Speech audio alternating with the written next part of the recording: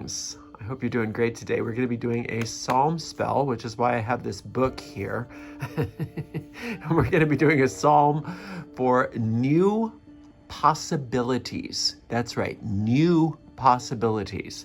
And so we're going to use Psalm 112 to invite new possibilities, wonderful possibilities. We read through the psalm once as an incantation without stopping, and then we go back through and we take it verse by verse, sometimes even line by line, and extract the magic out of it. And we plant those seeds deep in our mind, and we allow those seeds to come to fruition where they grow after their kind. All right, here we go. Psalm 112, new possibilities. Praise ye the Lord. Blessed is the man that feareth the Lord, that delighteth greatly in his commandments. His seed shall be mighty upon the earth. The generation of the upright shall be blessed. Wealth and riches shall be in his house, and his righteousness endureth forever. Unto the upright there ariseth light in the darkness. He is gracious and full of compassion and righteous. A good man showeth favor and lendeth.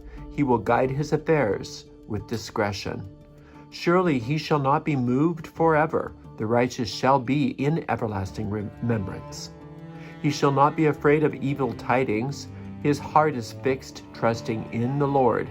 His heart is established.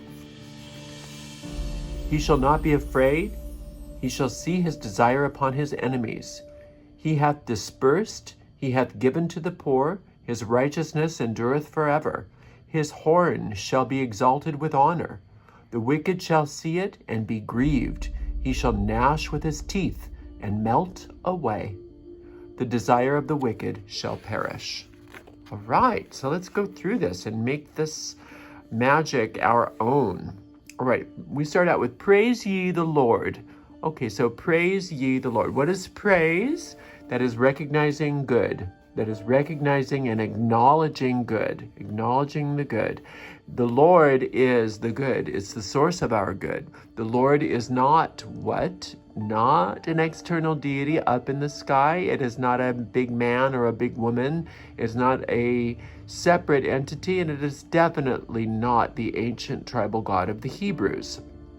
The Lord is the life principle itself. It is our loving mother and father.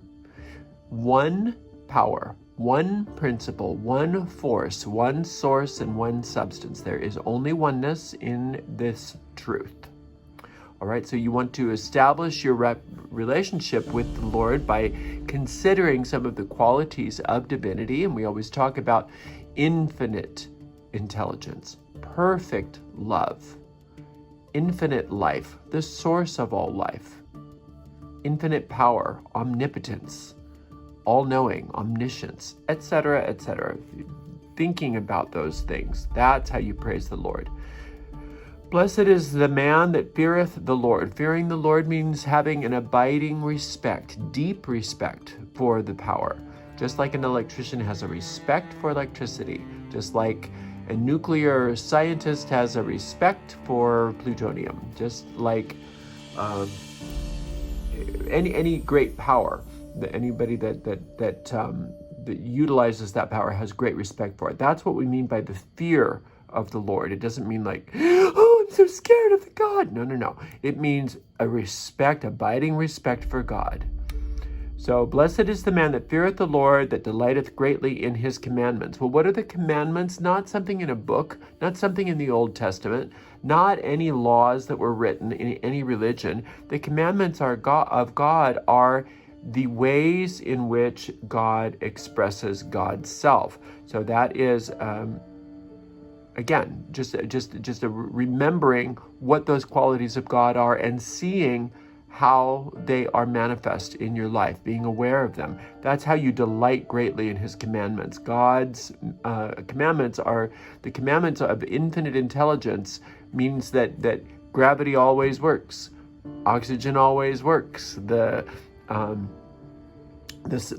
planet always revolves around the sun, right? So 2 + 2 always equals 4. That's how you delight in the commandments of the Lord, is by recognizing the consistency through which everything that is real has been created.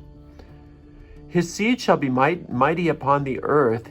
The generation of the upright shall be blessed. Okay, so the upright, you are upright when you are remembering who you are. You are a child of the infinite. You are as a sunbeam to the sun or a wave to the ocean. You are of the same quality as God. You are a God. You are a God. You were created like your creator.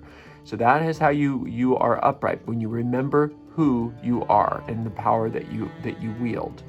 And when you remember that, you shall be blessed, and your seed shall be mighty upon the earth. Your seed is your thought. Again, these are thought seeds. We are not necessarily talking about your physical children that will be mighty on the earth, although that can be part of it. But that's not what we're describing here. Wealth and riches shall be in his house, and his righteousness endureth forever. So that's the promise there, is wealth and riches will be in your house, and your righteousness will endure forever, because that's how you were created. That's how you were created. But that's only when you delighteth greatly in the commandments of the Lord, meaning that you remember who you are, why you're here, who God is, and how God works. And it's very simple. It's always simple. Unto the upright there ariseth light in the darkness. Okay, so we talk about that constantly. Whatever appears to be a problem in your life will be solved by the fact that you will remember who you are, and that light always dispels darkness. Therefore, your problems have already been solved, and it's a matter of you realizing that truth. He is gracious and full of compassion and righteous. And it's talking about the qualities of you as an upright, as a child of infinite. You are gracious, you are full of compassion, and you are righteous. If you are exhibiting those kinds of qualities, then your wealth and riches are going to be in your house, and righteousness endureth forever, because you are exhibiting the qualities that are necessary in order for that energy to be displayed. Those patterns happen not because some external forces doling it out. So, you've been a good boy, therefore you get a reward. It's not that at all. It's just like a magnet going through the sand. A particular magnetic pattern is established, and those things have no choice but to come unto you. And that is why wealth and riches shall be in your house, because it has nowhere else to go. Of course it will go to you. Unto the upright there ariseth light. Oh, we already did that. Sorry about that. A good man showeth favor and lendeth. He will guide his affairs with discretion. That means that you're going to be generous. You are going to be compassionate. You're going to be loving. You're going to give where it's needed, but you're going to do it with discretion. You're going to do it with discretion. That doesn't mean that you're just, because somebody says, can you give me something, that you're going to give it to them. That's not compassion. That is, you are always going to be guided from on high. You are always going to ask, right? You're going to say, what do I do? How do I act? Where do I go? Please tell me. You always claim it. Divine guidance is mine. I am being divinely guided from on high in this moment. You claim it over and over and over again until you are clear on what your next path is. So it's very important that you guide your affairs with discretion. The discretion comes from being guided from on high, and you must claim that your guidance is yours, that the divine guidance is yours over and over again. Surely he shall not be moved forever. The righteous shall be in everlasting remembrance. That's right.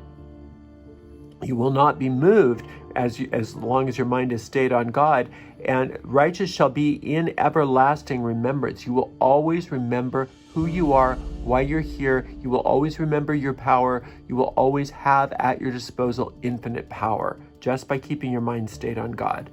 He shall not be afraid of evil tidings. This is very important, especially right now. You're not going to be afraid of the news. You're not going to be afraid of what you're hearing about the virus. You're not going to be afraid of all of these things, whatever it is, the money, finances, all that stuff. You're not going to be afraid of those things because your heart is fixed. Your heart means your emotions, but it also means your subconscious mind. That means you are fixed, trusting in the Lord, trusting in an infinite intelligence, knows nothing but the solving of this problem and all problems. And that's why you will not be afraid, and that's why your problems are being solved and have been solved. Your problems have been solved, and you are now going to realize that solution. His heart is established. Your deep mind is established. It's already there. He shall not be afraid, again, reiterating that, until he sees his desire upon his enemies. So the desire upon the enemies does not mean people out there are going to get their comeuppance. That's not that at all. Your enemies are your thought forms which do not serve you. Those deep, dark thought forms which you have either created yourself or you have just bought into because of the race consciousness. There's a lot of evil thought forms that the race consciousness are thinking that have nothing to do with God's will. And you are no longer going to be part of those things. And you're going to see your desire upon those thought forms. You're going to see those desires happen in that those thought forms will be dissolved. He has dispersed, he hath given to the poor, his righteousness endureth forever. Again, now, you have done your job. You are compassionate. You give to the poor. That the poor doesn't necessarily only mean you're going to give a homeless person, $1. You will do that if you're guided to do that.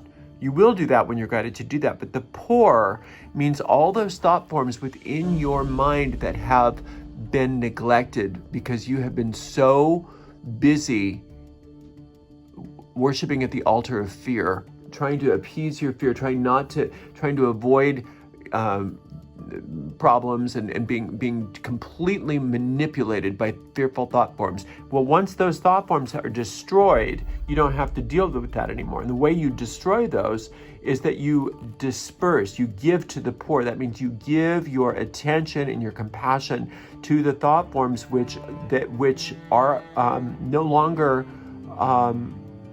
going to be victims of your fear. Instead of the fearful thought forms, you're taking those poor thought forms and you are giving to them. And your righteousness endureth forever, meaning that you're bringing the thought of God into those thought forms. And remember how darkness is dispersed by light. Those thought forms will either survive and be upgraded or they will be destroyed by the light. Either way, you have given to the poor. One of the ways that you give to the poor is by destroying the oppressors of the poor. His horn shall be exalted with honor. Exalted, not just like, okay, everything's going to be okay. Exalted with honor. All right? So you're going to be given the fair due, your fair due. You are an infinite child of the infinite. Until you realize that, it's going to be hard for you to understand who you are and receive the blessings that are appropriate for someone of your stature. The wicked shall see it and be grieved. He shall gnash with his teeth and melt away. So all those thought forms. And now remember, if there are people which are evil, they are manifestations of the thought form. So they will melt away too, but not because you're working on them directly.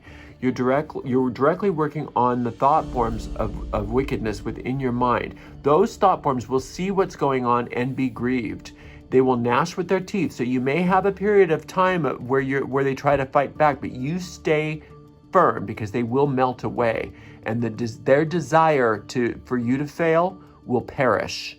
And then only success will remain. Only will success will remain, because that is the nature of God, is responsiveness. God will respond to your spell because you are doing it the right way. It's not like if I do, if I'm nice enough to God, then maybe God will be nice to me. It's not like that. It's just like gravity or like breathing or anything else. As long as you do the things the right way, your results are guaranteed. So if you do these psalm spells the way we tell you how to do them, they will work. And we've just done one. So now you just get to watch the new opportunities start to open up in your life. If you don't see them right away, come right back to the psalm and do it a little bit every day, or even more than once a day. And just do it as a fun experiment until you see how these opportunities just start to manifest themselves. Keep your mind open, keep your eyes open. I'm super excited to see how it works for you. I know awesome things are coming your way, even in the midst of all of this. I love you very much. I can't wait to speak with you again. Blessed be.